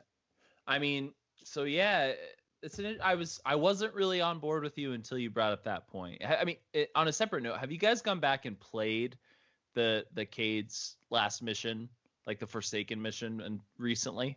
No. I would recommend doing it. It's good to experience that with where we're at now. I'll be honest, I haven't played that mission since the day Forsaken came out. That was the last time I played it. I replayed it pretty recently. It's still really good. I believe it. It's one of those things like I always want to remember the first time I played it because I remember exactly where I was, what I was doing, and how I felt when it happened. I'll never forget where I was when the trailer for Forsaken hit. I was at work. I had sworn off Destiny. I wasn't playing anymore. And the reveal event for Forsaken is happening. And Matt sends me the video and it's like, dude, oh my God, you have to watch this. I know you said you're out of Destiny. You got to watch this. I watched it and I couldn't believe they spoiled killing Cade right there. Like, you knew Cade was dying. And that is what got me to go home, re-download the game, and start playing Warmind that afternoon. And now you fucking run a Destiny podcast. I had to be there to see if it was really going to happen, or if there was going to... I thought for sure there was going to be a fake out, like all the way through the game. I thought there was going to be a fake out. Nope, nothing. It was good because the story wasn't about Cade dying. Yes. No. It was about the revenge. Yeah. And I love that. And I mean, that's something that even Zavala himself, as recently as this season, is, trying to reconcile. Yeah. So, do you feel like that there's a problem? So everyone kind of dances around that there's not a Hunter Vanguard, but there's also not an Exo Vanguard. Well, there's not supposed to be an Exo Vanguard. The Vanguard is supposed to be for the 3 classes. Yeah, but there was always the human, the Awoken, and then there was the Exo. I think they were all 3. To me, that was very much unintentional. And I mean, if you really want to, pick it apart, there is an Exo Vanguard in Saint 14, I would argue.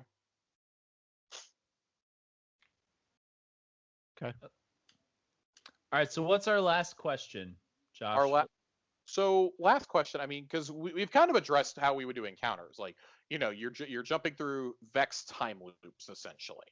Mm-hmm. So that has to have a fitting boss at the end. What if, because it's Vex time loops, the Vex have been analyzing how we fight all these years, what if they dump raid bosses we've killed in the past out there to kill us? I feel like that's a cool concept, but didn't we kind of do that in Shadowkeep? Not for a raid, but I mean the whole nightmare concept was. So I'm gonna take it a step further than the nightmares. Okay. I'm gonna say you actually have to do it with the mechanics from that boss fight. I'm saying like they put us into a recreated version of Oryx's throne room. They put us into a recreated Atrax chamber. They put us into a recreated Atheon, well, not Atheon room. Like, I think it would have to be like prominent, like big bosses. So I guess like Crota, maybe Savathun. I don't know. Like, this is one of those that probably sounds a lot better on paper and in my mind than it actually does in reality. I would say, I don't know, because there's only so many Vex enemies you could do, like big Vex enemies. Yeah. If you're going that route though, and I don't necessarily, I wouldn't say that definitively I'm on board for it. They should, if they're going to do that, they should mix up mechanics versus the appearance. So they should have, like, you should have to figure out what mechanics you need to use, but it should be off of mechanics that we've had to use previously, but the visual should be different. So like Crota is a great example because the mechanics are so like there. But you should use Crota mechanics on a different boss. Nerd, I'm gonna let you go first because you were oohing first, but then I want to go after. I did ooh first. That's basically the hand raise here in this conversation. What if I like the concept of bringing back old boss fights, but instead of replaying those boss fights, so to speak, what if you are somehow assisting yourself in those boss fights? Like you are in that same area, but you have to do something that then lets your fire team from the past be able to succeed. I don't know enough about the Destiny 1 raids to really be able to do that. But like, what if, like, we always take for granted, like, let's say in Last Wish, like at the Vault encounter, like matching up all these things, like all these symbols and going to the right places does something. Well, what if it didn't? What if there's secretly another room where our Guardians are actually helping ourselves to push that encounter forward? So I think that's a really cool idea for us traveling through time, acquiring these armor and these weapons. So like, for example, in the Oryx fight, there's somebody who gets torn between worlds. What if when they get torn between worlds, there's a twist on it, like, yeah, and they just pass off as, oh, you never saw it, but your fire team from the future was fighting in the throne room because you are in the Ascendant plane during that run. Mm-hmm. But you see your fire team fighting in the Ascendant plane. What if, like you said, the Vault encounter, the Queen's Walk even, like, you're fighting off just legions of enemies trying to kill you in the past. Like the Vex are influencing the Vex, or even the Veil at this, like what you reveal the Veil is behind the Vex for real, right? If we're going to the Vex homeworld, in my reality at least, they're behind it. They're manipulating past events to try and kill you in the past. And so like, oh, they were the ones who, because we know darkness influenced Uldren, and darkness infused Uldren is what killed Cade. But they killed Cade because they thought that would derail you. And you see an opportunity to try and stop it, but when you do, it fucks up the timeline completely, and you have to let him die.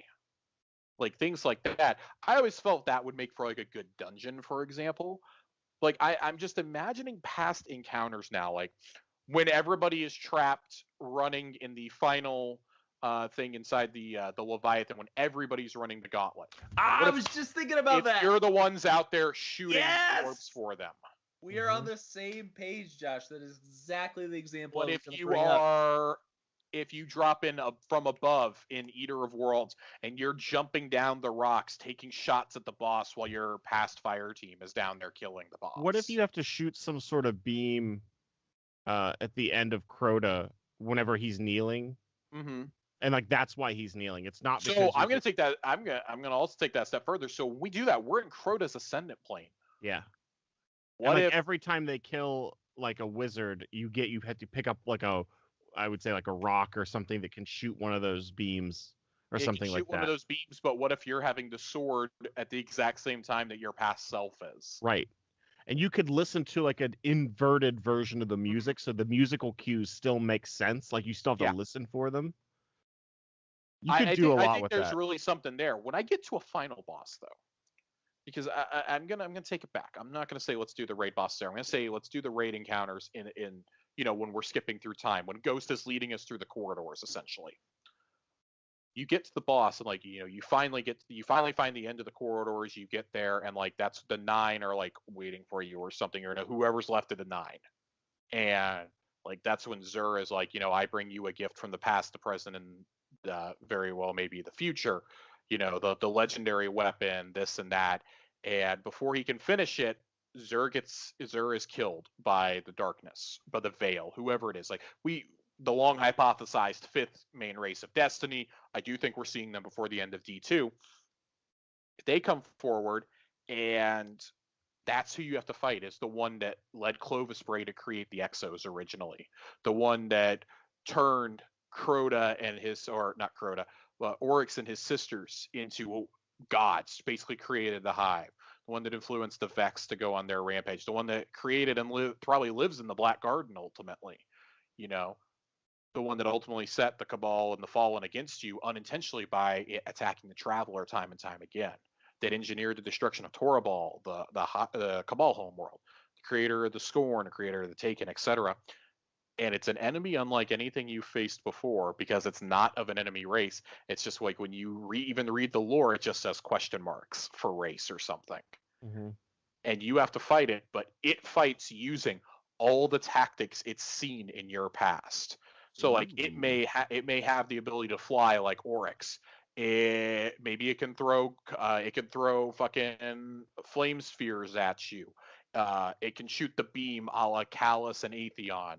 It can teleport you into an alternate reality, much like Atheon does in Vault. And they're like, it teleports 3 of you at random, and you have to do a puzzle to get back while the others are holding it down. That's from Vault. It's from the very first raid ever. Mm-hmm. You're doing that, like, oh, we have to pick up the artifact. I forget what it's called in the one you have to pick up in Vault when you're fighting the shield you have to pick up. Yeah, I don't know what it's called. The cleansing shield.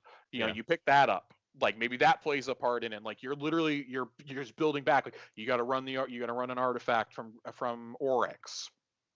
I don't know. Like, and then like, wouldn't it be so cool if like hypothetically you're seeing past versions of yourselves, like pot-shotting from other parts of the arena whenever you go to do damage? Like you think you're not doing a whole lot, but then you see like copies of yourself out there that are shooting them. Like the Vanguard comes in to help you. Like, I don't know, the 9 pull, they cosmically pull Cade in, they pull the Iron Wards in. Like, just how cool it would be that everybody teams up together before you're sent back to your respective timelines. And then that's what starts the next era of Destiny. Love it. That's the end of Light and Dark. I don't know. The fucking Traveler just shows up out of nowhere. He winks. The Traveler Nova bombs itself onto the Veil. He just opens up its mouth and it's like a Pac-Man-esque thing. It explodes and reveals that it's like fucking Sephiroth, and One Wing Angel starts playing. Oh no! Get out of here! All right, we're getting out. Clearly, we've had enough to drink. Does anybody have any final thoughts on things they'd like to see in a raid or create a raid? So to recap, Like the consensus that we have here is it's Vex. Mm-hmm. Mm-hmm. In my reality, we're going to the Vex homeworld, and Nerds, we're going to the Clock Tower. I think we both have kind of the same ideas for encounters, though. I mean, I would say across the board, we all have very similar concepts and very similar wants from. It's kind of just where it takes raid. place ultimately, where the setting is the only thing we really differ on. But Yeah. I mean, we want the same things. Yeah.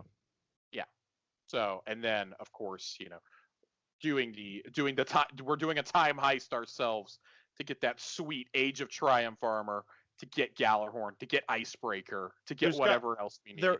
We have to acquire some piece of Golden Age tech that feels worthy of the name. We get fucking Rasputin with us. So I was gonna ask this question, and I don't have anything in mind, but I wonder if you guys do. Do you guys have a raid exotic in mind that we would get from this raid? Like it could be one I would say, unfortunately, just got put in the game. I would genuinely say it should be No Time to Explain. That makes sense. Because I think that would be a wink and a nod to the very beginning of the game when nothing made sense. But they did just bring it back with the Exo Stranger. I don't know. Like for me, I think it would have to be a special weapon that is crafted. It is a pure darkness weapon. I'm not gonna do this stasis bullshit. It's pure darkness or it's void, whatever you want to call it. And that is the only gun of its kind that will ever be in Destiny 2. But it may be a thing going forward in the future of the franchise. Like it's our first experience with this, and well, if you want to find out the mysteries behind where this gun came from, I guess you're gonna have to keep playing when Light and Dark is over. I would want as close as you can get to like a quote unquote ray gun that is not a linear fusion rifle or a fusion rifle, but fires more like a kinetic gun. What if it's like a Vex head on the end of a gun that shoots a I would be okay, like, because they do a lot of really cool stuff. Sorry for mentioning Xeno twice, but like there's always like this cool thing in the middle of a exotic gun. I feel like if you took like the Vex belly with Vex milk in it and like put that in the center and like maybe a hand, like a Vex hand or something at the tip of it. But yeah, something like that. I was thinking so in Fallout, and specifically in Fallout 76, there's a mission where you actually use a robot's head as a weapon. And it shoots like this big deadly ray. I think that would be kind of cool. It's kind of a gimmick, but yeah. But something like that. I just don't want it to be like firing bullets, but I also don't want it to be like a fusion rifle, but some sort of hybrid. I'd like for it to be a weapon of either pure darkness or pure light. I would love if it was like the Traveler just ceased to exist and like truly exploded in like, I don't know, thousands or hundreds of thousands of more ghosts during this fight to go res new Guardians. Like we see the result of that after this, like, but they're resing them across the universe, not just on Earth. And it gifts one final weapon to us, a la how Zelda does in The Legend of Zelda, like the light arrows. But it gives us like a trace rifle of like pure light. It just fires a white beam. I don't know. Like it's almost like a white divinity, almost like it just creates this bubble and like burns enemies or something to a crisp. Only works in raids. Josh just wants a cooler version of Divinity, so he doesn't feel like such a bitch using If I'm still the Divinity bitch when the final raid is happening in like 5 years, I'm going to be very upset. If you raid with me, Josh, if I'm the Divinity bitch into my 30s, I'm going to have a problem. So everybody's got approximately 14 months to go get a Divinity. I got 2 kids, not it. I got 4, so fuck you. That's funny. None, 2, 4. Sounds like you're the Divinity bitch, Josh. Yeah, or get on it. you get 3 kids, I'll do it. Nah, I'm good. I'm good. Sounds like we need Josh's significant other on this podcast to be able to speak to She will tell you vehemently no as well. But we're gonna move off. We're gonna move off raids. I think we've covered them pretty extensively tonight. That was fun. Reward changes we like. Build a raid. I will attempt to comprehensively write this up and put it in the show notes at some point. If not, well, you all already listened to it. We're going to do one final thing before we get out of here tonight. We're going to combine Lore Corner and our exotic reading. That went over pretty well last week. Everybody seemed to really enjoy it. So we're going to see if I can stump you guys again. Yes. I will give you one hint when I finish reading this. You will get one hint, and that's it. All right, you're reading. Maybe two. This is the lore from the weapon or armor. So, the flavor text says, Tallulah Fairwind never turns down a dare. It's Saint 14's idea more than mine, the speaker said. Tallulah leaned against the wall, her arms tightly crossed. That guy has a lot of ideas, it seems like. Would you consider it? She tilted her head to look into the sky, as if imploring the traveler for patience. Listen, she said, and dropped her chin again. Organizing all the hunters in the system doesn't make sense. The whole idea of being a hunter is about, struggled to find the right word. Disorganization, the speaker supplied dryly. Haha, there was no amusement in the laughter. It's about freedom, independence. You look like a warlock, so you wouldn't understand. The speaker smiled behind his mask. Right, he said, but I've seen you with the others. You've brought other hunters together and to great effect. The rescue effort you took to Old Russia, for instance, or the supply recovery you've been doing with Tav and Virna. There is something to be said about solitary people coming together working as one. Don't try to make this poetic, Tallulah said. We're not solitary. Independent doesn't mean solitary. The speaker held up his hand. You're right, he said. But if the warlocks have the representation in Osiris and the Titans in Saint, I feel the hunters deserve some as well, and you're a strong candidate. Are there others? Tallulah said, sobering a little. When the speaker shrugged, she straightened her shoulders, then tried to shrug it off as well. I don't know. I'm not sure I have the time for logistical stuff. Well, I thought you might be up for the challenge, the speaker said, because it would be a challenge given your schedule. A daring endeavor, even. Tallulah was suddenly dead serious. So it's a dare, speaker? It might be. So, your hint is this is a piece of armor. And it's a hunter piece of armor. Yeah. I was gonna say it's a hunter piece. Those are the two pieces. Those are the two clues that you get. I might give you one more, depending on how these go. After you've both had two, you each get 3 guesses. After you've both had 2, I'll decide if I'm giving you a third one or not, if you've gotten too close.